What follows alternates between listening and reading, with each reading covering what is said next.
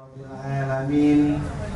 Pada malam hari ini kita dipertemukan kembali oleh Allah Subhanahu wa Ta'ala di majelis taklim warkop yang kita cintai ini, dan mudah-mudahan kedatangan bapak-bapak, ibu-ibu dicatat amal soleh oleh Allah Subhanahu wa Ta'ala. Amin. Salawat beriring salam selalu tersanjungkan kepada junjungan Nabi kita Muhammad Sallallahu Alaihi Wasallam, Nabi yang menjadi teladan bagi kita semua, dan insya Allah besok yang kiamah kita semua berhak mendapat syafaat dari Rasulullah Sallallahu Alaihi Wasallam. Bapak-bapak, ibu yang saya hormati, niki hadis napa dalil nggih. Jadi kalamullah Gusti Allah nggih. Kalamullah Gusti Allah berarti WA-ne malaikat Jibril teng Kanjeng Nabi niki. Pak cara saiki niki.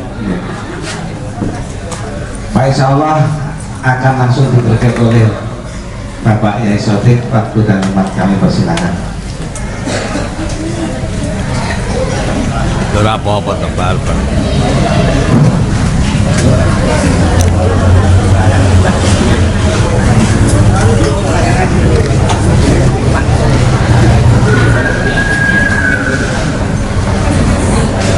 Assalamualaikum warahmatullahi wabarakatuh.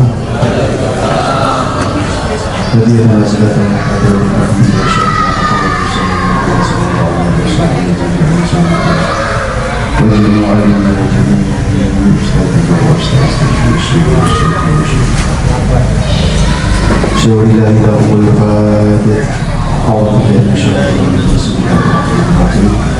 Alhamdulillahirabbil alamin arrahmanir rahim maliki yaumiddin iyyaka na'budu wa iyyaka nasta'in ihdinas siratal mustaqim siratal ladzina an'amta 'alaihim ghairil maghdubi 'alaihim waladdallin amin. Bismillahirrahmanirrahim. Alhamdulillahirabbil alamin wassalatu wassalamu ala sayyidina Muhammadin wa ala alihi washabbihi ajma'in. Amma ba'd. Bapak Ibu yang kami hormati, pada malam hari ini bahasan kita masih tetap tentang meredam syahwat perut dan kemaluan. Minggu yang lalu kita sudah diajak bersama-sama untuk membahas, memahami salah satu hadisnya Rasul oleh Ustaz kita, Bapak Ustaz Adi Mustafa. Pada malam hari ini insya Allah akan mencoba memahami atau memberi penjelasan yang berkaitan dengan judul tersebut, yaitu meredam syahwat perut dan kemaluan, yaitu firman Allah Subhanahu wa Ta'ala. Pun cukup bagian konsumsinya. Mau saya bacakan. Allah berfirman begini, Pak Bu. Inna Allah Ta'ala, sak temene Gusti Allah Ta'ala, atau sesungguhnya Allah Ta'ala iku yubahi banggaaken sapa Allah al malaikat ing para malaikat, banggaaken man ing wong atau biman kelawan orang kola yang sedikit apa to'amuhu mangane man. Artinya begini, Allah Subhanahu wa Ta'ala akan membanggakan orang yang sedikit makannya di hadapan para malaikat. Fitunya ing dalam dunia. Yang dulu tahu sama Allah dulu. Lihatlah kalian semua ila abdi maring hambaku, kata Allah. Wahai para malaikat, leun toh hambaku. Jamaah warkop leun. Walaupun tak sediani makanan wakeh, tapi gak do di tangan leun. Jadi belum dengan tinggi juga dipamer deh kira bistalan yang hadapan para malaikat. Pokoknya ibu-ibu senajan toh ngarepe tangannya akeh leun toh. bukan dipangan.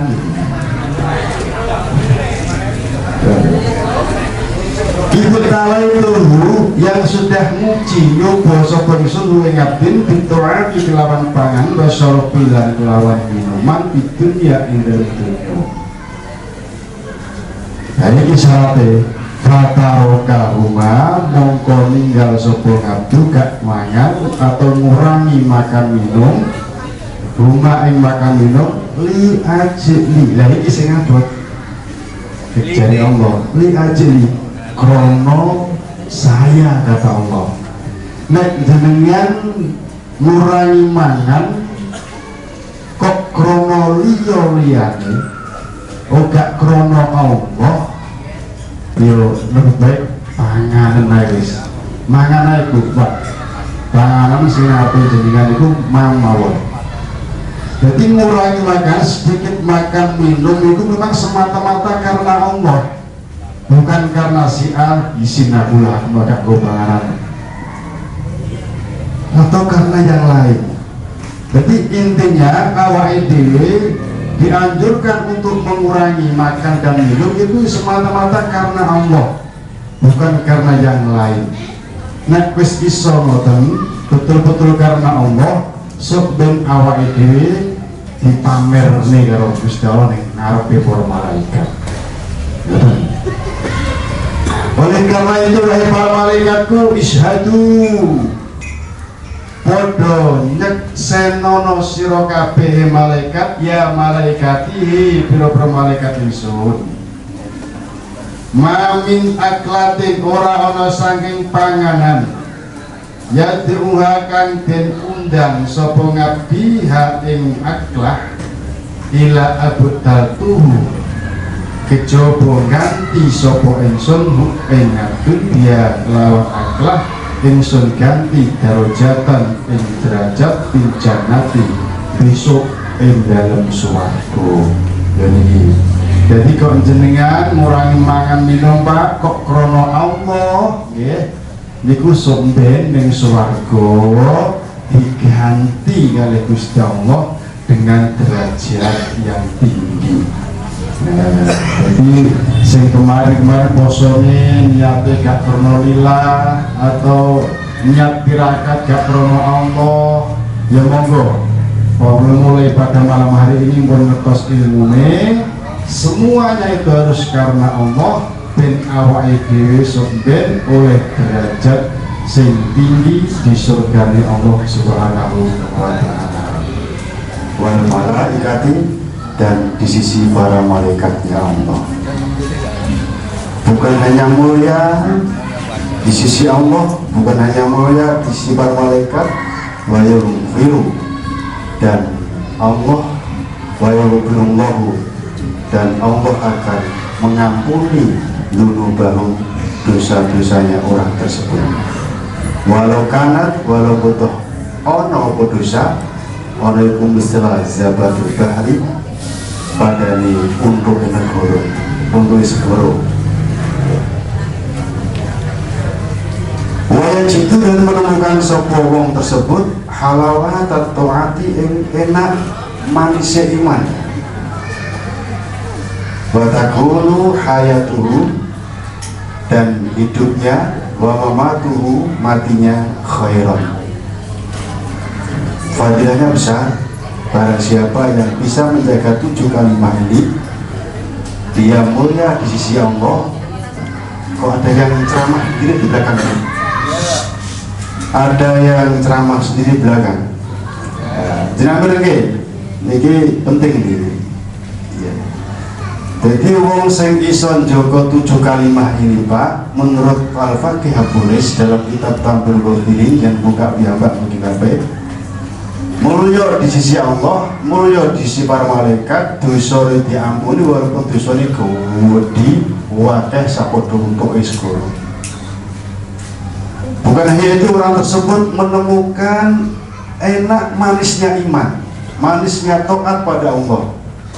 Hidup matinya akan bagus, baik. Kalimat apa itu? Ada 7. Yang pertama al-ula ayyakula yang mengucap sapa wong ya kita semua inda ibtida'i kulli syai'in dikala akan ngawiti segala sesuatu yang baik mengucap bismillahirrahmanirrahim ya. Ini pelajaran ringan sebenarnya, gak sampai juru-juru.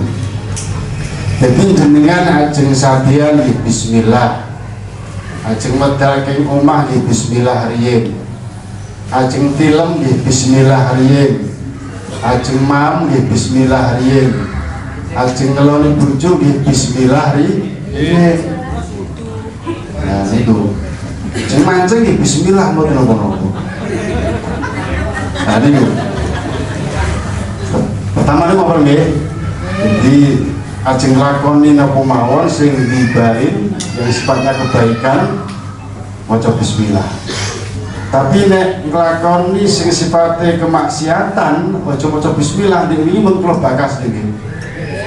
Termasuk dihridah niku wau karena dengan niat istighfar meremehkan namanya Allah. Apa ngombe arak bismillahirrahmanirrahim cukup. Ini alhamdulillah. Ini meremehkan asma Allah, istighfafan dalam hatinya itu masuk kategori ridah. Istighfafan tidak boleh. Jadi sesuatu yang tidak baik apel-apel bismillahirrahmanirrahim. Jangan.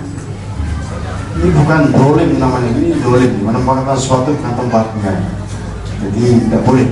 Jadi bismillah hanya digunakan untuk ngawiti segala sesuatu yang sae. Itu yang pertama. Yang kedua wasani yang kedua itu ayyakula.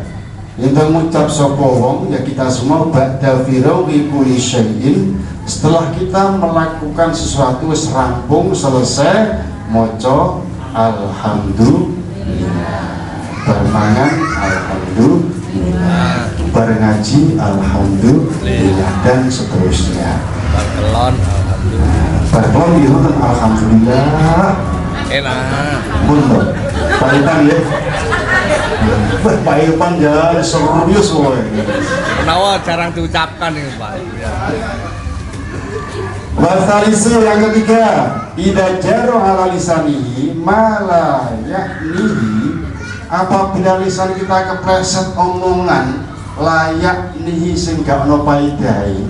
Iya. Koyon prakaro-karuan akhirnya kepleset omongan sing gak ono paedahe, ayyakula astaghfirullahaladzim. Nah, istighfar. Nah, yang ketiga. Warabi'u yang keempat, idza arada, apabila kita mau berkehendak, ada kemauan fi'lan godan, apa melaksanakan bekerja atau melaksanakan suatu pekerjaan besok misalnya, ayyakula ngucapo sapa wong insyaallah yuk sebenarnya mana mata mau mesti berjenang wajib insyaallah ngoten bintang konco insyaallah ya. Jadi lafaz insyaallah ini adalah sebuah ucapan seseorang dalam bahasa Arab yang memiliki arti jika Allah mengizinkan, artinya jika Allah berkehendak. Istilah ini Pak digunakan untuk menyertai pernyataan ya yang akan berbuat sesuatu pada masa yang akan datang. Jadi misalnya itu kalau contohnya dibuat. Jadi insyaallah nanti bisa diuraikan oleh Ustaz kita minggu depan berapa. Wal khamsu yang kelima, idza staqbala ilaihi fitlu makruhin, apabila kita menghadapi sesuatu ya pekerjaan yang kita tidak disukai, kita tidak senang, sebuah kejadian yang tidak menyenangkan kita, ayyakula la haula wala quwwata illa billahil aliyyil azim. Sebuah kejadian misalnya contoh sesuatu kita melihat yang kiranya kita tidak mampu, ya dengan kejadian itu kita berucap la haula wala quwata illa billah, biar terhindar dari kejadian tersebut. Tiada daya dan upaya kecuali daya dan upaya kekuatannya Allah tadi.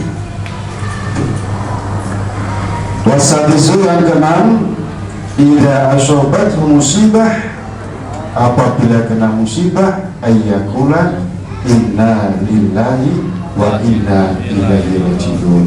Dan kesandung pripun? Ya inna lillahi jadi haput. Biasa kan ngono isi kula mirenge.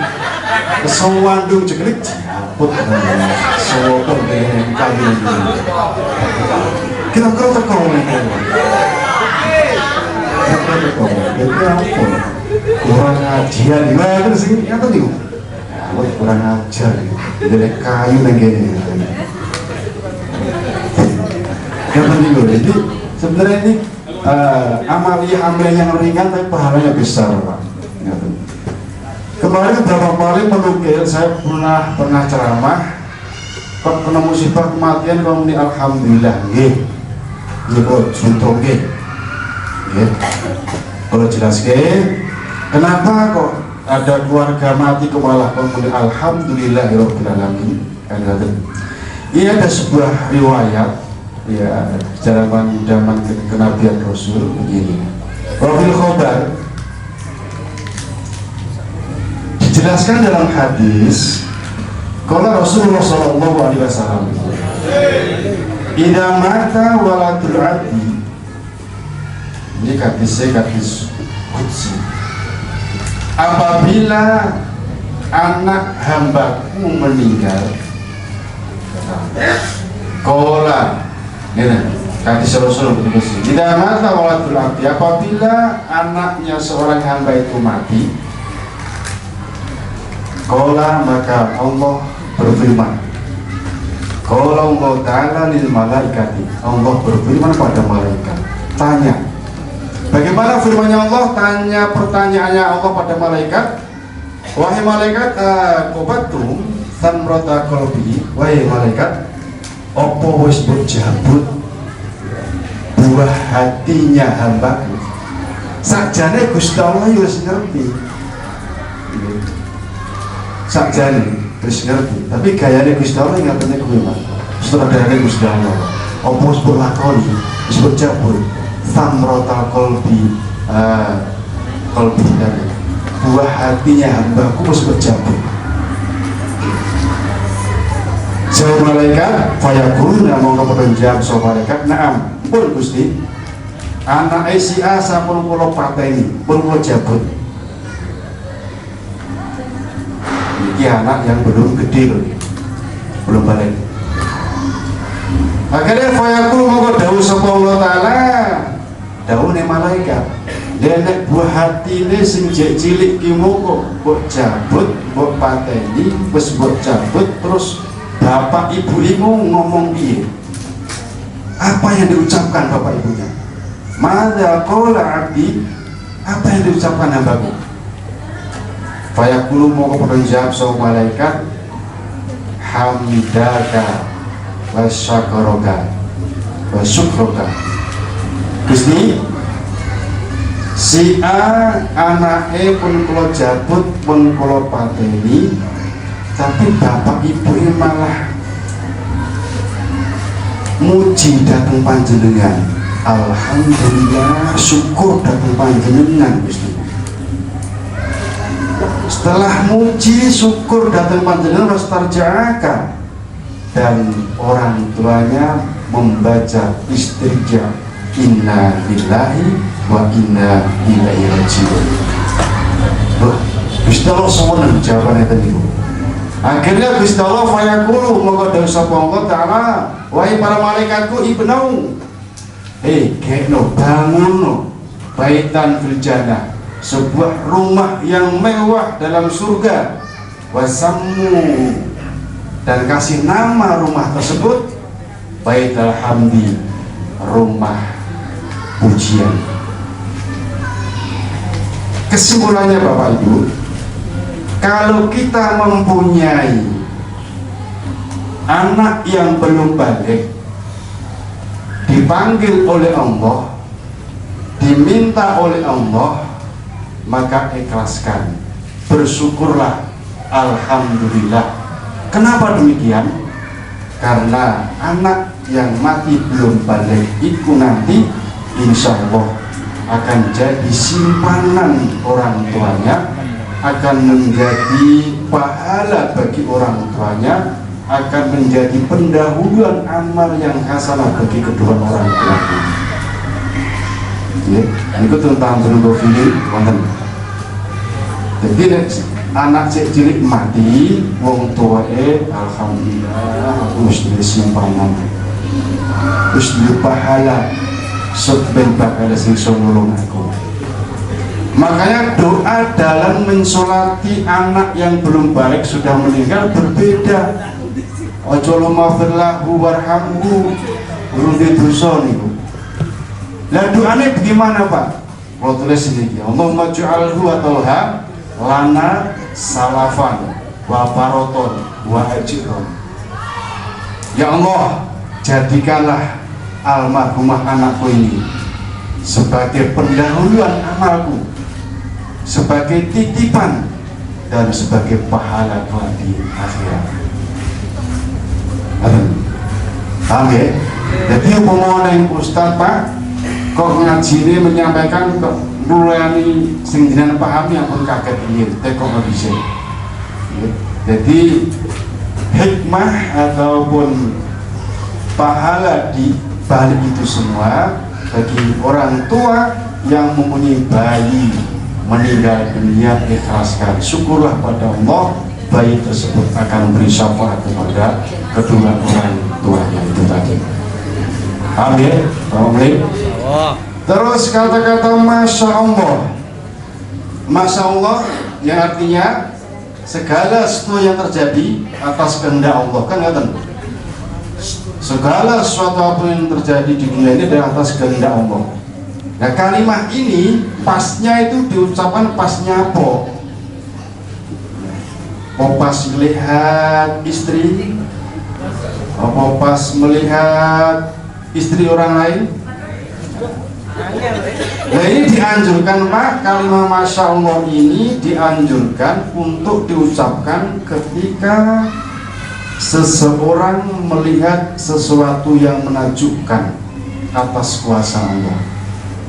Ada yang bilang subhanallah, ada yang bilang Masya Allah, model cantik, parasnya luar biasa, Masya Allah, ya Allah.